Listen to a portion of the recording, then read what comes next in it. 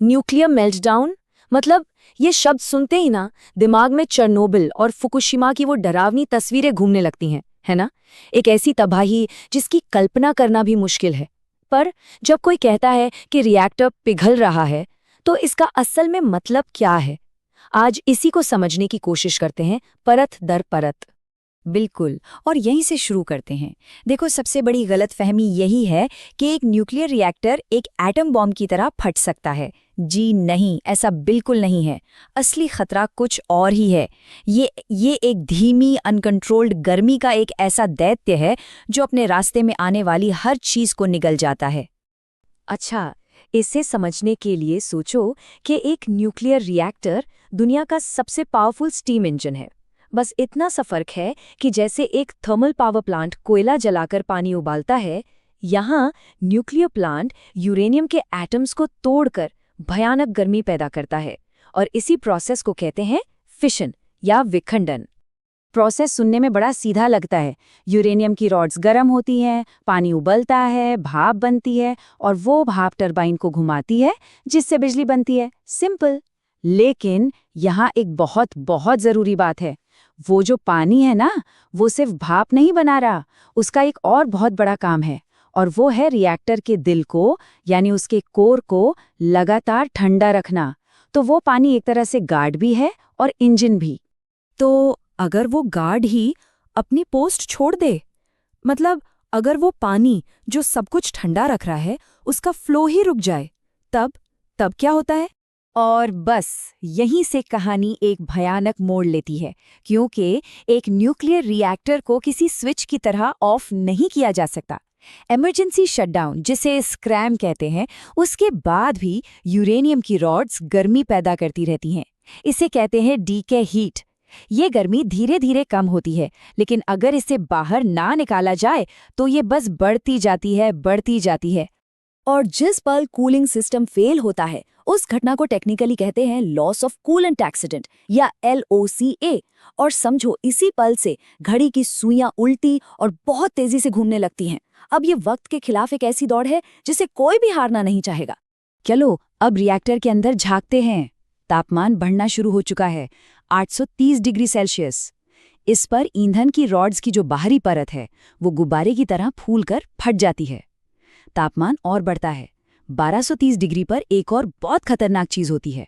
भाप और गर्म धातु की रिएक्शन से बनती है विस्फोटक हाइड्रोजन गैस। तापमान रुकता नहीं, बढ़ता ही रहता है। और फिर 2800 डिग्री पर यूरेनियम फ्यूल खुद पिघलना शुरू कर देता है, और वो लावा जैसा एक पदार्थ बनाता है जिसे कहते हैं कोरियम। कोरियम, यही वो चीज है जो एक मेल्टडाउन को इतना इतना ज्यादा डरावना बनाती है। ये सिर्फ पिघला हुआ यूरेनियम नहीं है, नहीं, ये यूरेनियम, स्टील, कंक्रीट और जो कुछ भी उसके रास्ते में आता है, उन सब का एक खौलता हुआ बेहद रेडियोएक्टिव लावा जैसा मिक्सचर है। एक ऐसा दैत्य जो रिएक्टर के अंदर ही पैदा होता है। एक मिनट, मतलब रिएक्टर के अंदर पैदा हुआ ये दैत्य अपने ही पिंजरे को पिघलाना शुरू कर देता है? वो मजबूत स्टील का वेसल जो उसे रोकने के लिए बनाया गया है, उसी को? बिल्कुल।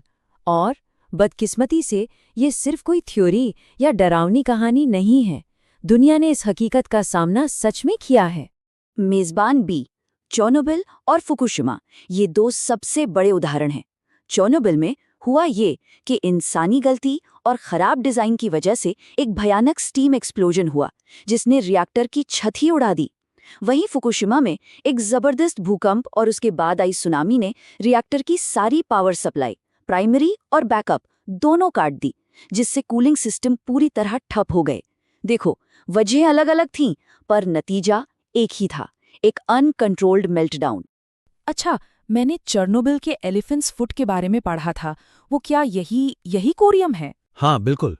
एलिफेंट्स फुट चेरनोबिल में बने उसी कोरियम का जमा हुआ रूप है जो पिघलकर रिएक्टर के बेसमेंट तक पहुंच गया था। और सोचो, आज भी हादसे के इतने दशकों बाद भी वो इतना ज्यादा रेडियोएक्टिव है कि उसके पास कुछ मिनट खड़े रहना भी जानलेवा है।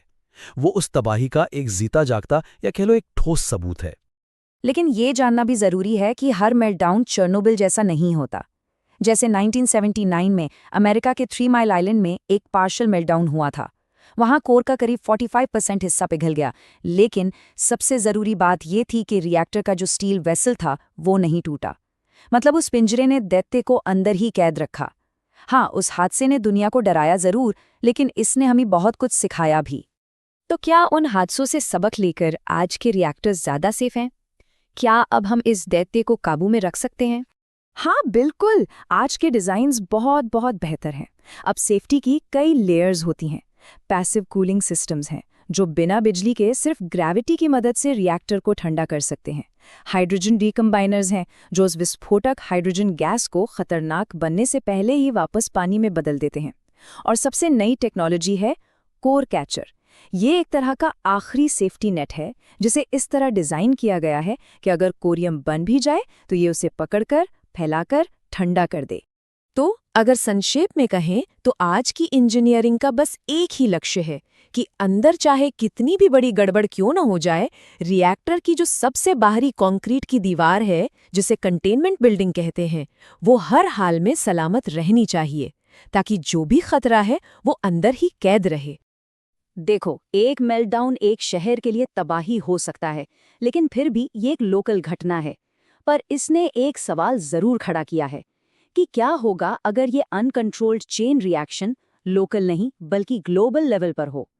क्या एक न्यूक्लियर वॉर पूरी इंसानियत को खत्म कर सकता है?